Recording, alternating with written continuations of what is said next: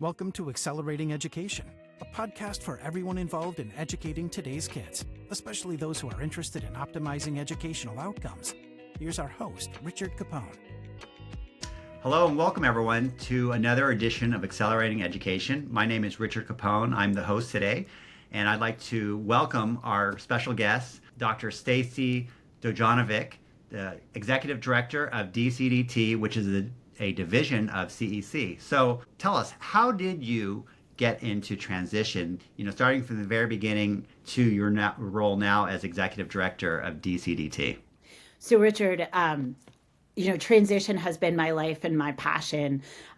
Growing up as a sibling of someone with a disability, knowing that my sister was so capable.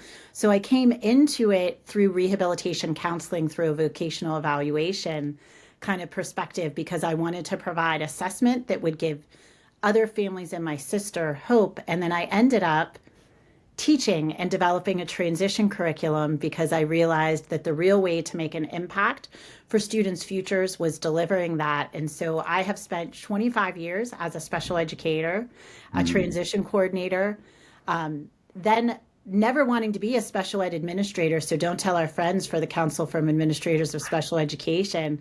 But the transition programs, I had grown so much that I remember my superintendent coming to me and saying, Stacie, unless you want to report to somebody else, you need to get your administrator certificate. And he knew I didn't want to.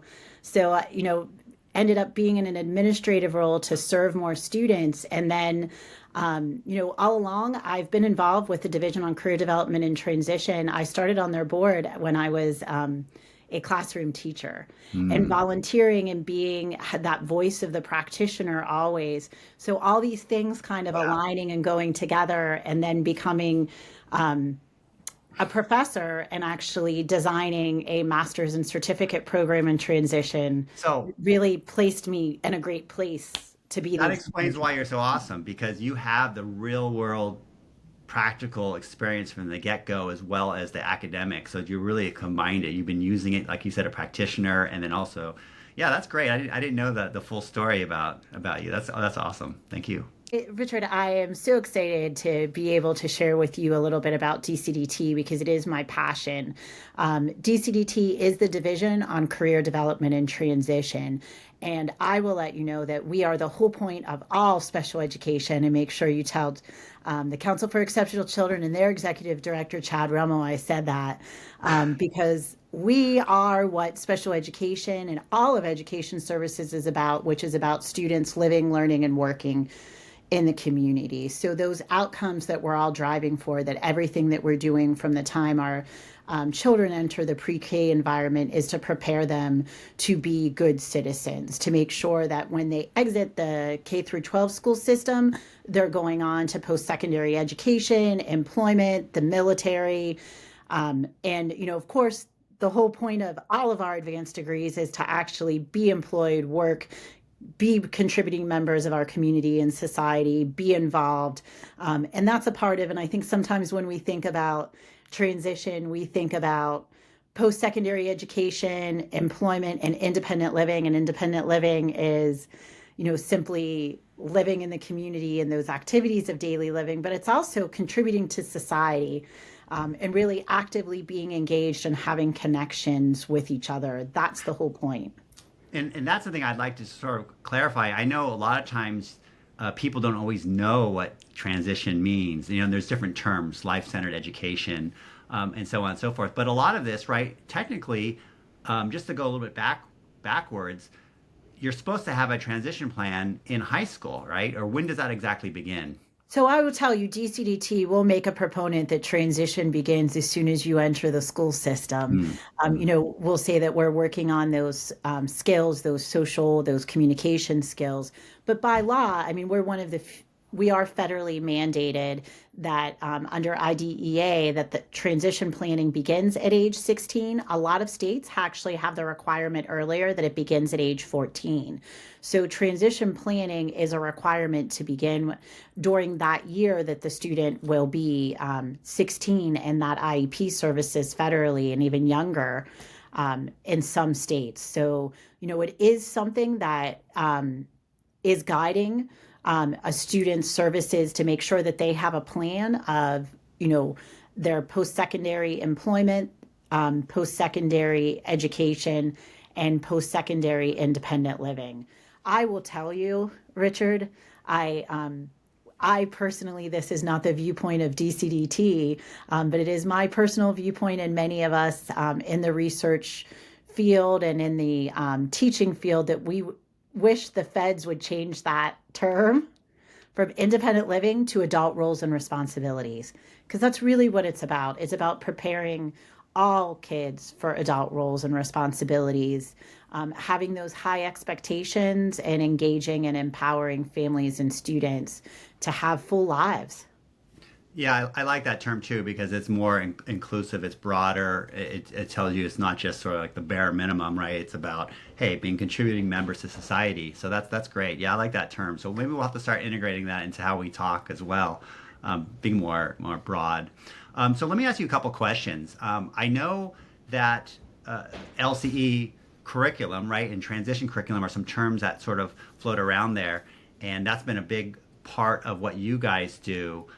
How would you say things have changed? Because obviously as society changes, as life becomes more complicated, and even as responsibilities and our expectations for young adults change, how would you say that has changed over the past, decade?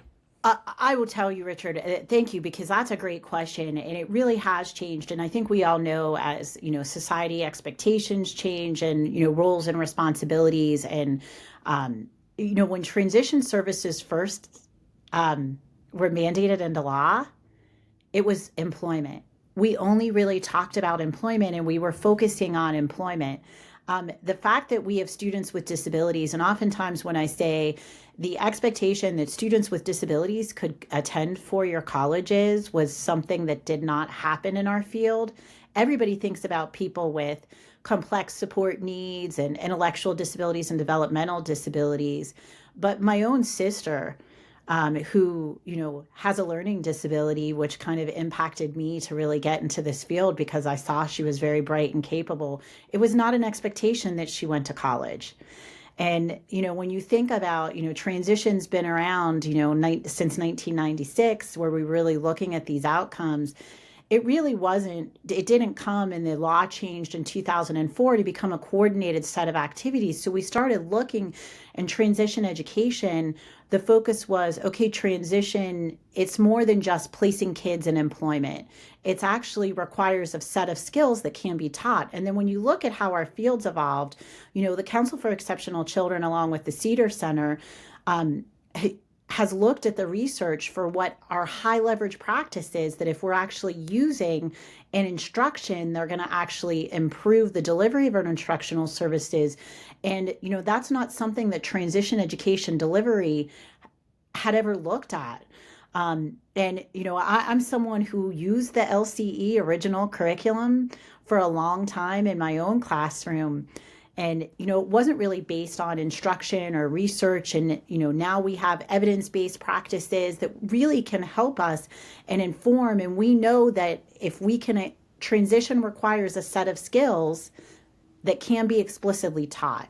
And if we are, looking at, the predictors of post-school success and transition, if we look at the predictors of post-school success and transition, they're going to improve if we do explicit teaching. And so we really need to make sure we're explicitly teaching people and not just thinking that they're going to get these things without that direct instruction. And I think this is the thing that I always find people outside of education, they don't realize the nuance of it, right? So you threw a lot of terms out there. High leverage practices. No, this is great. But I think, a lot of people don't realize that high leverage practices and some of the other terms you use means that we have proof that we know that certain things that we're teaching is going to give us better outcomes, right? And I think a lot of times that gets lost on people, and they don't realize the impact that this whole area of education can have on society. Yes, and if we're looking at post-school outcomes of youth, I'd be one to say to you that, we look at the post-school outcomes of youth with disabilities, and even though we have all this research out there, why are their employment rates not improving? Why aren't their attendance at post-secondary college, like institutions, whether 2-year or 4-year colleges or trade school, why isn't that improving? And I'm going to say it's not improving because we're not taking what we know students need, and we're not taking those practices, and we're not explicitly teaching it while the students are in the school system. And we know that, things like self-determination, soft skills, we have research that if they're taught these skills in high school, it improves their ability to work and succeed in 4-year colleges. And now if we can take the concepts that they need to learn in employment and community living and post-secondary education preparation, and then take what we know in the teaching field and scaffold those supports in to empower educators to actually deliver it and not overwhelm them, we're going to improve it. Because right now, just doing Google searches or, just looking at resources that teach these concepts but don't actually give educators the tools to instruct these concepts, we're failing. And we can't afford to fail our youth. Yeah. And interestingly enough, having 2 kids who've gone to college and then also having a lot of friends, it's funny thing is I see this is actually something that applies to all kids, right? Because I think a lot of times there's this lack of connection between, hey, I'm going to school, I'm doing this stuff, and how do I transition into the real world? And it really applies to everyone, which is sort of interesting because this could be a conversation about supporting all students. It's not, yeah. Oh, Richard, I loved that you said that. And that's where I'm just thinking about making sure, too, that what we're teaching kids is relevant to them and where they're at in their stage of life. Yeah. I think that is important, that we need to make sure that our lessons are highly engaging for all youth, and then also making sure that they're relevant and they can apply it to their own life and their own situations. And, we do often think about a life skills or life preparation for students with the most complex needs. And I completely agree with you that all students need this, and making sure that we have that ability to infuse this in a general education classroom with a co-teaching model is really where I think is going to be effective for all. So and this is where I think things have become more complicated. And this will lead into talking about the new 3 domains that life-centered education has. But I do think that because our society has become wealthier, at least in the United States, at some level, when you think about it, everyone has, unlimited entertainment, in their hand, right? Right. It has changed things because I think it's different when, my parents' generation, they said, okay, look, when I'm graduated, I'm out of the house. I need to know how to make a living. I don't think there's always, some people are going to have that pressure for sure, but not everyone. But it's also the idea of these concepts of some of these jobs are very, people don't know what it means. What does it mean to be an engineer? What does it mean to be a computer programmer? Which is changing, by the way, with AI. So there's a lot of fields that are very, very, so it becomes very nebulous on what do I do next. But I know, speaking of that, transitioning into like LCE 2.0, right, life-centered education developed by CEC and DCDT, what kind of changes did you guys do in order to adjust those domains to meet today? I will tell you, Richard, and obviously I get excited when I talk about it because, when we started, DCDT and CEC looked at, okay, we need to revise and update the LCE curriculum, and, our task was to revise it. However, when we looked at the domains, it was a complete overhaul. And it took on a much bigger project than I think any of us were expecting in the first place. And we really wanted to overhaul to take a look at, and we convened a team of researchers as well as teachers, and they were both from CEC and the Division on Career Development and Transition, and taking a look at what skills, and we do have evidence, and I'll probably bore you as I talk about the evidence-based practices and the predictors of post-school success, the things that we know if we implement at the school level, and then things that we implement at the individual student level. What do students need to be able to have mastery of in order to reach these post-school goals?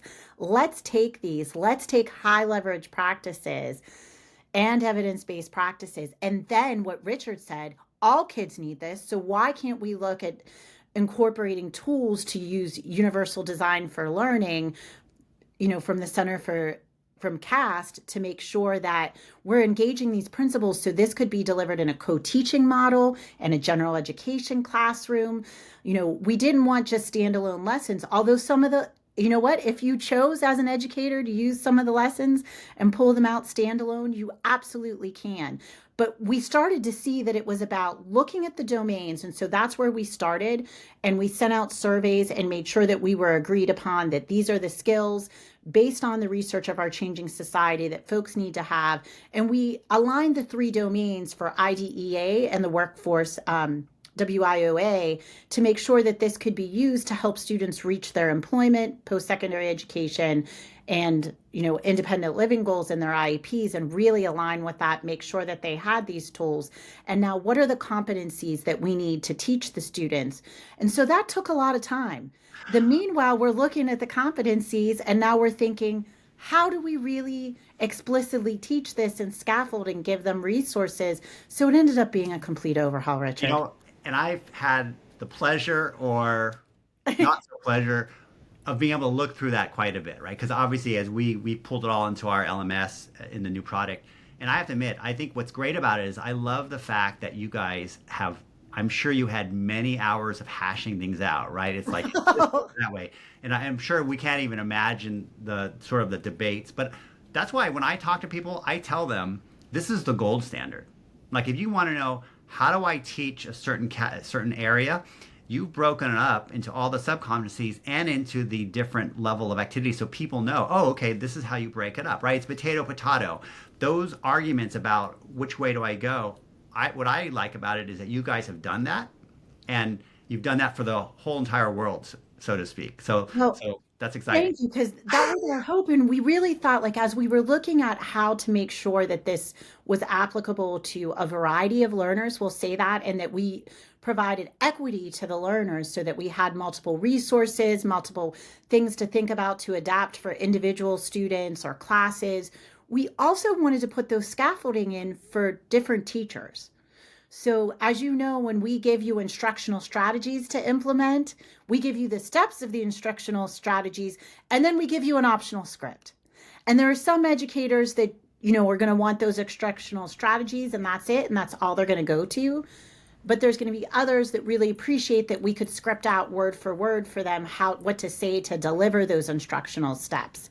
Because we wanted to scaffold for the multiple levels and the multiple needs of the teachers as well.